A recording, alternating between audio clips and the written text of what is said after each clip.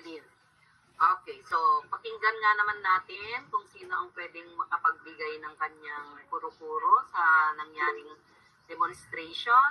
Sige, si Bea. Sige, Bea. Ma'am, naririnig po ko. Oo, naririnig na. Ma'am, yung observation ko po dun sa demonstration nila, parang yung kaninang demonstration po is gumamit po sila ng Tagalog as medium of instruction po, which is good po kasi mas naiintindihan po kasi ng mga bata kapag ang ginagamit po is yung kabisado nilang language. And also po, yun, dun po sa part ni Miss Duarte kanina, nung nagbigay na po siya ng activity, maganda po yung ginawa niya na nilibot niya po yung mga students, sinignan niya po kung may natatapos po ba sila, kaysa po yung nakatayo lang po siya sa gilid na nag-iintay na submit. Oo, tama yun. Okay. Ano pa? Meron pa ba? Yun na po, ma'am. Okay. Thank you for that, Bea. Okay. How about Charida? Ma'am, ang napansin ko po is yung pinakauna pa lang ng demonstration nila is sinet na po ni Miss Nolly Turquesa yung mood ng mga bata, which is yung paggamit niya po ng engaging and in a fun way po ng parang yung pack ganun po para parang mas mabuhayan yung mga bata until the end of the class po nila. Okay, correct. So, gumamit siya ng motivation. Okay, gumamit siya ng magandang umpisa, okay, para ma-motivate yung mga bata. Okay. So, isa pa, what about Christina? Si Christina naman.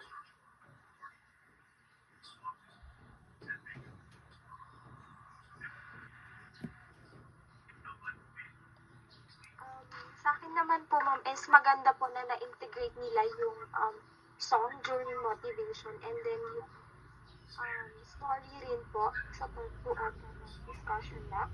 And then, naging effective din po yung way nila ng pagtatanong sa mga bata para po malaman kung may natutunan po talaga sila during the discussion. Okay. Okay, thank you.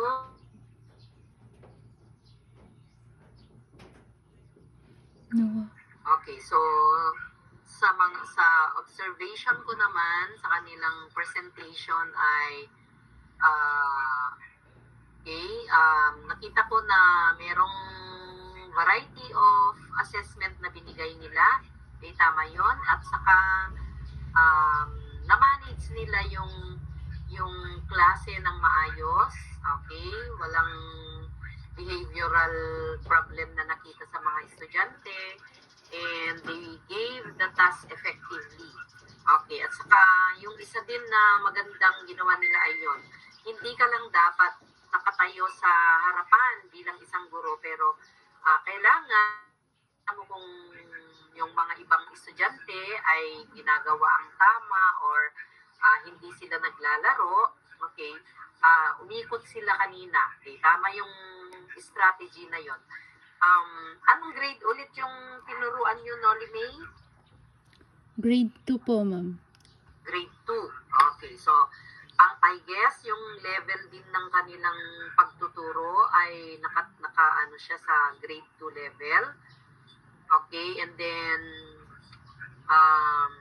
yung teachers ay nilid nila yung mga learners para makapag-come up sila ng kanilang insights at summary, and they were also able to ask the questions, variety of questions effectively in relation to doon sa